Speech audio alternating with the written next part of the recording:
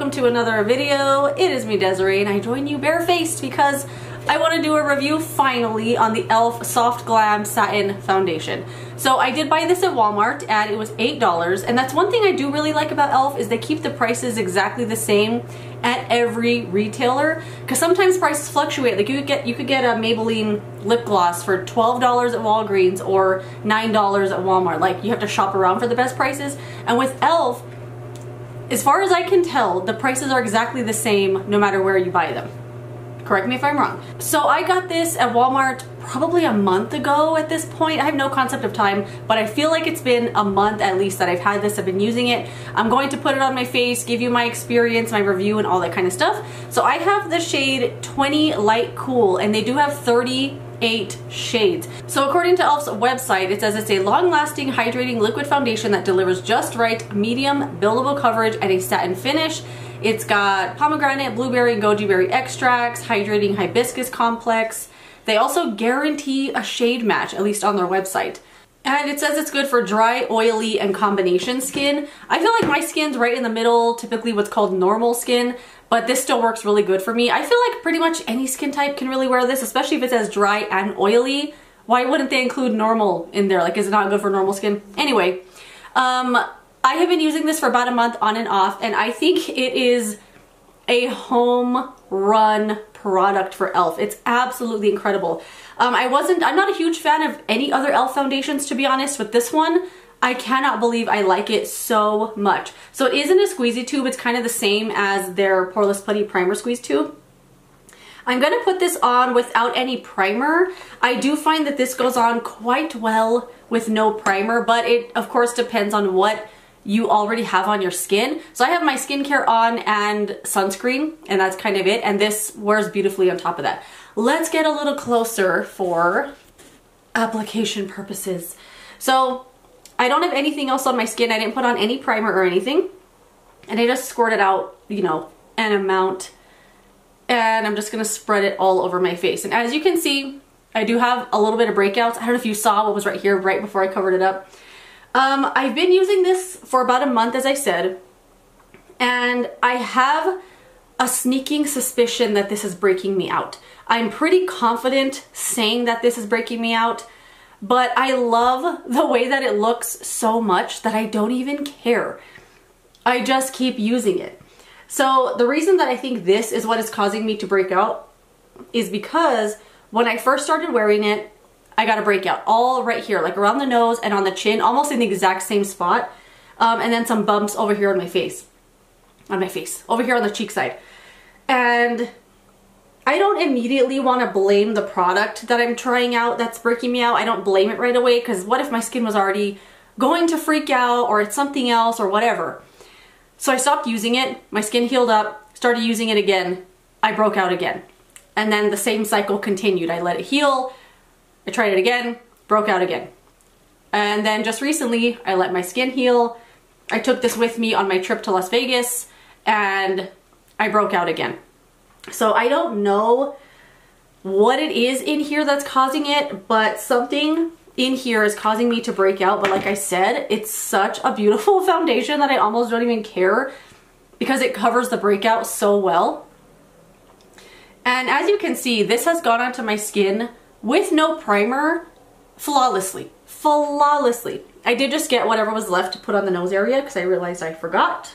And as far as the satin finish goes, I think this is on like the light end of satin finish, because I feel like a lot of products that describe themselves as satin sometimes look very glowy, almost highlightery, but this is a really nice, like healthy, light satin finish. It's beautiful. I literally have no complaints about it. It blends like a dream, primer, no primer, but of course it depends on what you already had on your skin. It might not play nice with everything, but for me, I haven't had an issue with it with anything, like literally at all. This is usually where I stop. Missed a spot right there. This is usually where I stop as far as application goes. I did use up pretty much all of that little bit that I had on my hand there. I am gonna add a little bit more just so you could see the kind of coverage you can get from it. And it builds on itself so well. I don't usually do a whole other layer. I'm just gonna put it like on spots that I would like some extra coverage. Little darkness on the forehead, the cheeks just for fun, the little breakout right here. And then a little bit on the nose. Kind of like, instead of using concealer, just using a little more of the foundation. Wear time with this is unmatched. It's spectacular. This will look exactly the way that it looks right now. It will look like this at the end of the day. When I go to wash my face off at night, no matter what has happened all day, I wore this in Las Vegas. It was over 100 degrees. I've worn this sweating sweat down my face. I have dabbed my upper lip constantly, dabbing sweat off. This will look just as fresh as it does now at the end of the day. It's crazy. I have fallen asleep in this. Okay, we all fall asleep in our makeup sometimes, it's fine. Especially when I was in Las Vegas, I don't think I even showered at night, I just fell right asleep. I have fallen asleep with this and it looks just like this in the morning. It's crazy. It doesn't settle into any lines, it doesn't get cakey, it doesn't bunch up on itself, it doesn't pill. Like, it doesn't do anything. It doesn't do anything except look like this, and I think it looks spectacular. So I am going to put some concealer on my eyes, finish up the rest of my makeup, and we will wrap up this review, this rave review.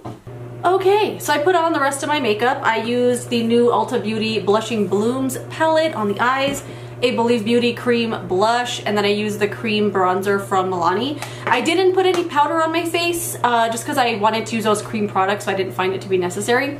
But for the most part, I do put a little bit of powder on this foundation, but I find that even if I put the powder on right now, it'll just kind of help the powder products that I want to put on top blend a little nicer, but the powder ultimately kind of disappears because this is a very moisturizing foundation. They do claim for it to be moisturizing, at least on e.l.f.'s website they do say that, so just keep that in mind. But when I'm putting this on, it doesn't feel moisturizing particularly. It's when it's all blended out and it's kind of starting to like become one with your skin that it kind of has that moisturizing quality. Does that make any sense? Your skin will stay tacky for pretty much the whole day. Maybe if you have really dry skin and this like really works with that kind of skin type, maybe it won't be as moisturizing, but on me, this stays tacky to the touch the whole entire day. Even if I were to put powder on it, after a couple hours the powder is going to be gone, the foundation is going to be back to feeling moisturizing.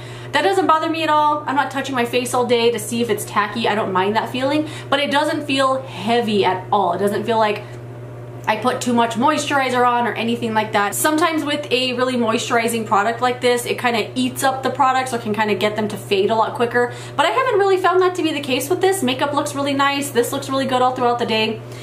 I literally have no complaints about this, other than I have a sneaking suspicion, and I'm pretty confident saying that it is making me break out on my chin, around the nose, and then there were some extra red bumps over here.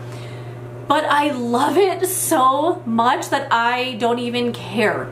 Maybe my skin will get used to this eventually and it won't break out anymore. I also like can't figure out what it is in here that's causing that, because normally my skin is not very reactive at all. I could put whatever on it at any time and it's fine.